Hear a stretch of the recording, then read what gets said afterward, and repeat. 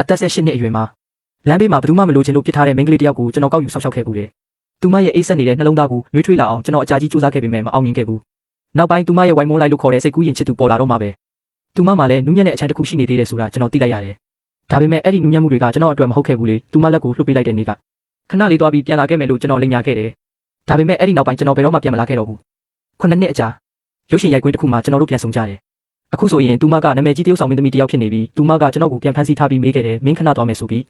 ဘယ်တွေကိုပြောင်းနေခဲ့တာလဲကျွန်တော်လက်ဖွားတွေချွေးပြန်လာတဲ့အထိထိလန့်သွားရတယ်။အခုလက်ရှိအောင်မြင်နေတဲ့မင်းသမီးချောပိုင်နေပင်ကကျွန်တော်နောက်9မီတာကွာမှာရှိနေတာ။ကျွန်တော်သာနောက်လှည့်လိုက်ရင်သူမနဲ့ပပင်းတိုးတော့မှာပဲအဲ့ဒီအချိန်မှာဒရိုက်တာကညွှန်ကြားနေတဲ့ဆရာမပိုင်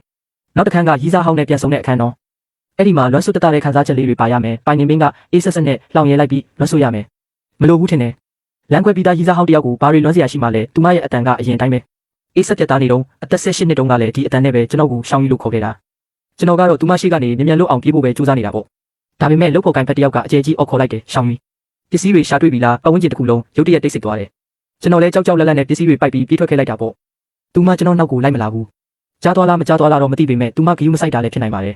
ကျွန်တော်ကဒီစကားမှာဒရိုက်တာလက်ထောက်အဖြစ်ပထမဆုံးစလုပ်တာပါမင်းသမီးကအပိုင်နေပင်ပန်းတိကလေးကကျွန်တော်တွေဝေခဲ့သေးတယ်သူမကအမှုပညာလောကမှာဩဇာကြီးတဲ့မိသားစုကဆင်းသက်လာတဲ့ချမ်းသာတဲ့သူအသက်25နှစ်နဲ့တင်စုပေါင်းများစွာရထားတဲ့သူပဲပြီးတော့သူမရဲ့ပထမဆုံးချစ်သူကကျွန်တော်ဖြစ်နေတာကပိုဆိုးတာပေါ့9နှစ်တုန်းကလမ်းခွဲခဲ့တာကလည်းလုံးဝကိုယုံမလာခဲ့ဘူးအဲ့ဒီတုန်းကကျွန်တော်ရေးခဲ့တဲ့စာထဲမှာ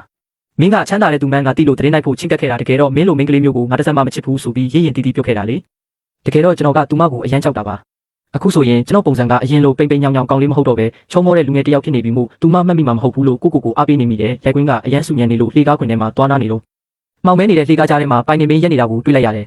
သူမကကျွန်တော်ကိုအေးဆက်ဆက်ကြည့်နေတာဘာလို့လုပ်တာလဲသူမကမေးတယ်ဒရိုက်တာလက်ထောက်ပါဘွဲရခါစားနဲ့ဒရိုက်တာကျန်းရဲ့လက်ထောက်ဖြစ်တာတော်လန်တာပဲ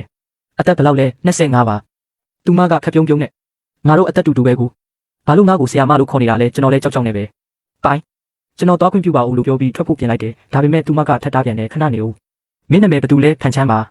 အရင်ကတခြားနာမည်တွေရောသုံးခဲ့ဘူးလားမမရှိပါဘူးခင်ဗျာကျွန်တော်နာမည်လိမ်ပြီးဖြေလိုက်ပေမဲ့သူမရဲ့အကြည့်တွေကကျွန်တော်ရဲ့လိမ်ညာမှုကိုဖောက်ထွင်းမြင်နေလို့ပဲ